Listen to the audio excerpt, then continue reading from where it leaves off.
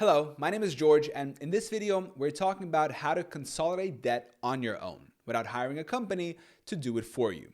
If you've got credit card balances stacking up, interest rates eating away at your money, and no clear plan to break free, you're in the right place. By the end of this video, you'll know exactly how to combine your debts into one manageable payment, cut down on interest, and get out of debt faster. We'll cover different ways to consolidate, what to watch out for, and how to avoid common mistakes that could leave you worse off. And by the way, if you do decide to seek help from a company, you can check out some of them by clicking the first link down in the description of this video. Some of the links in the description are affiliate links, which helps me support my channel. Thank you very much, and now let's get started. Why consolidating debt might be a good idea. If you carry a credit card balance every month, here's the problem. Credit card interest rates are ridiculous. The national average is over 25% annual percentage rate, which means if you owe $5,000 and only make minimum payments, you could end up paying twice that amount over time. Debt consolidation is about taking all of your debts, especially high interest ones, and rolling them into one loan or payment with a lower interest rate. Instead of juggling multiple payments, different due dates, and different lenders, you simplify it all. It's not a magic fix though. You still have to pay off what you owe, but with a better plan, you can pay it off faster and for less money.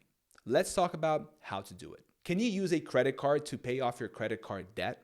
It sounds crazy, but yes, you can use one credit card to pay off another, as long as it's a balance transfer credit card. These are special credit cards that let you move your debt over at a super low or even a 0% interest rate for a limited time, usually 12 to 18 months. This gives you a window to pay down your balance without interest piling up. But there's a catch. After the promo period ends, the interest rate goes up. If you don't pay off your debt in time, you could be back in the same trap. Also, most balance transfer cards charge a fee, usually 3 to 5% of the amount transferred. If you're moving over $5,000, that's an extra $150 to $250 upfront. Still, if you qualify for a good balance transfer deal and have a plan to pay it off within the promo period, it can be one of the cheapest ways to consolidate debt. What about a personal loan? If you don't qualify for a balance transfer credit card, a personal loan might be your next best option.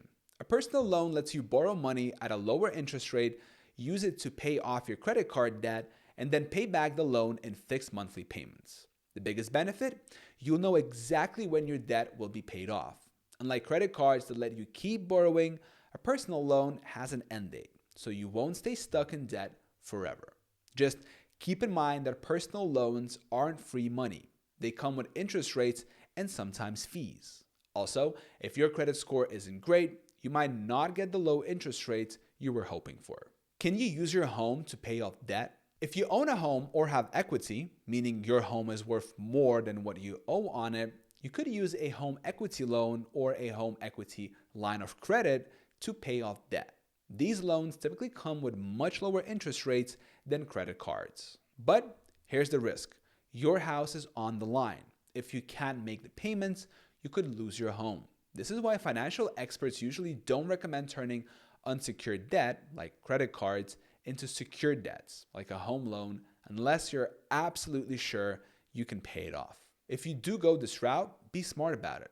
Don't use home equity to pay off debt unless you have a solid budget and know you won't rack up more credit card debt afterward. Can you just call your credit card company and ask for a better deal? Yes, and it works more often than you'd think. A survey found that 70% of people who asked for a lower interest rate got one. 80% had their annual fees waived or reduced, and 90% got a late payment fee removed. All you have to do is call your credit card company and ask. The worst they can say is no. If you have a good payment history, they'll probably try to keep you as a customer by offering better terms. Now, this is not exactly debt consolidation, but if you can lower your interest rates, you might not need to consolidate in the first place. Is borrowing from your 401k a good idea? If you have a 401k retirement account, you might be able to borrow money from it to pay off debt. The good news? You're borrowing from yourself, so you don't have to qualify for a loan. And the interest rate you pay goes back into your own account. The bad news? If you lose your job, you might have to pay back the full loan immediately. If you can't, it gets treated like an early withdrawal, meaning you'll owe taxes and penalties. In most cases, borrowing from your 401k should be a last resort. If you wipe out your retirement savings now, you might regret it later.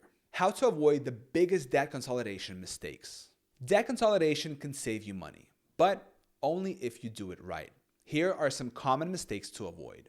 Not reading the fine prints. Some loans and balance transfer cards have sneaky fees or high interest rates after the promo period ends. Always check the details before signing up. Consolidating without fixing your spending habits. If you keep using credit cards the same way, you'll end up in the same mess again. Make a budget and stick to it. Only making minimum payments. Even if you get a lower interest rate, paying only the minimum will keep you in debt for years. Pay as much as you can afford every month, assuming you can just transfer your balance again later. Balance transfer deals aren't unlimited. Banks will eventually stop approving you if they see a pattern. Taking on new debt too soon. If you consolidate your debt and then start swiping your credit cards again, you'll have twice the debt instead of less. Be careful. Final thoughts. What's your next move? Consolidating debt on your own isn't complicated, but it does require a plan. Whether you're going with a balance transfer credit card, a personal loan, a home equity loan, or just negotiating with your lenders, the key is to stick to a budget and avoid getting into new debts. So, what are you thinking? Are you going to try a balance transfer, look into a personal loan, or call your credit card company? Let me know in the comments. I'd love to hear what you're planning. And remember, if you don't want to do it alone and you want to get help from a company, I'll list a few of them, which you can find by clicking the first link down in the description of this video. I hope this video was helpful. Thank you so much for watching. Till next time.